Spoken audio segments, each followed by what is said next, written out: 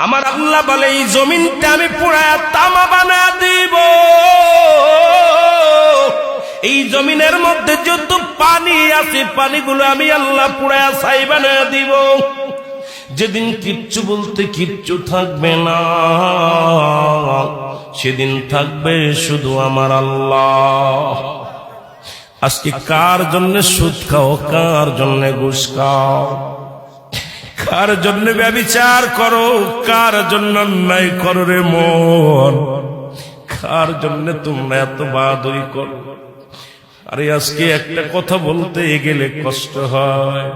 এই জমিনটা আল্লাহ পুরায়া তামা বানায়া দিবে। এই জমিনের মাটিগুলো পুড়ে হবে তামা। এই জমিনের যত পানি আছে পানিগুলো পুড়ে হবে ছাই।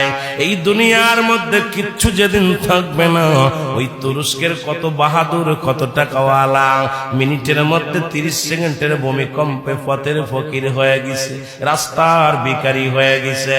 আজকে তুমি দুনিয়ার মধ্যে কতই না মস্তানি করলা, এই দুনিয়ার কিচ্ছু নিয়ে যেতে পারবা না।